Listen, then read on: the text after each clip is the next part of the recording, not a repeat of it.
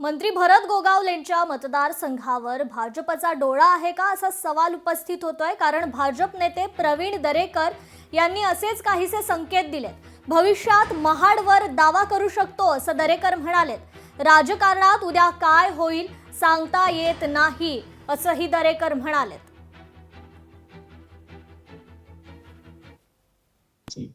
या कंडिशनला भविष्यामध्ये भाजप आमदारकीसाठी क्लेम करेल का महाडमध्ये? त्याचा आता कसं, आता तर आम्ही एक एक पाऊल टाकतोय।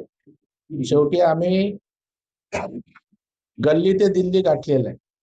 आम्ही ग्रामपंचायत ते पार्लमेंट मध्ये जाणारा पक्ष आहे, त्याच्यामुळे एक एक पाऊल आमचं पुढे पडतच असतं। नाही, 100% कमळ फुलणार याचा अर्थ भविष्यातली आमदारकी भाजप मागणार होऊ शकतं। आता आमची सध्या निवडणूक आहे, त्याच्यामुळे आता आमच्यात कंदाल करू नका तुम्ही। भविष्य राजकारणात उद्या काय होणार हे आज नाही सांगू शकत। राजकारण एवढं तात्कालिक असतं की राजकारणात उद्या काय घडेल परवा काय घडेल कोणच सांगू शकत नाही।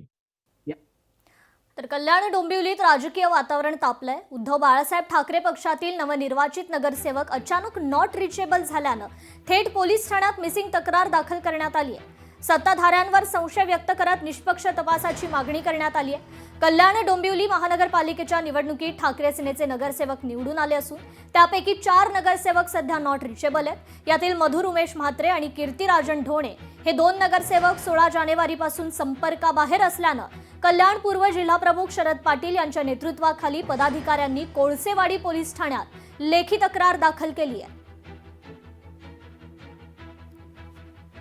कल्याण पूर्वला मधुर म्हात्रे तसेच कीर्ती ढोणे हे 2 नगरसेवक कल्याण पूर्व विधानसभेत असल्यामुळे आमची एक नैतिक जबाबदारी आहे की आमच्या पक्षाचे जे नगरसेवक नॉट रिचेबल आहे त्यांची चौकशी करणे। पोलीस स्टेशनला आम्ही त्यांची मिसिंगच्या संदर्भात तक्रार दाखल व्हावी म्हणून अर्ज केलेला आहे आणि त्याची दखल पोलीस घेतील। त्यांचे सीसीटीव्ही कॅमेरे व जे काही तांत्रिक बाबी आहेत ते तपासून त्यांच्या जीवाला धोका आहे का, अपहरण झालंय का, त्यांचं काय झालंय ते आजपर्यंत जनतेला पण कळालं नाही व आम्हाला पण कळालं नाही। मिसिंगचा गुन्हा बेपत्ता लापत्ता त्यांच्यात आम्ही पोस्टर लावणार ना, यांना कोणी पाहिलंय का?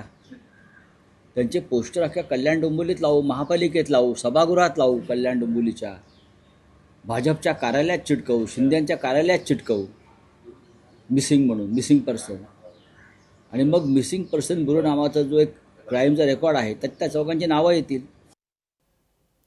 तर राज ठाकरे उद्धव ठाकरेंना सोडून जातील आणि त्याची काल सुरुवात झाली असा दावा भाजप प्रवक्ते नवनाथ बन यांनी केला। राज ठाकरे उद्धव ठाकरेंचं भाषण ऐकायलाही थांबले नाहीत। राज ठाकरे भाषण ऐकण्याऐवजी वाढदिवसाला निघून गेले।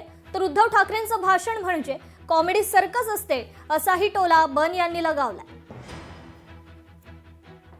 पुढची लवचिक भूमिका हीच असेल की राज ठाकरे उभाटा गटापासून दूर गेलेले आपल्याला बघायला मिळतील।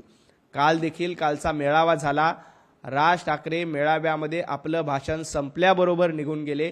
त्यांनी कारण सांगितलंय का वाढदिवसाचं, हरकत नाही ती राज ठाकरे यांचं वैयक्तिक कारण असेल, परंतु राज ठाकरे यांनी मनसैनिकाला देखील संदेश दिलाय की उद्धव ठाकरेंसोबत मी नाही, मी उद्धव ठाकरेंसोबत राहणार नाही।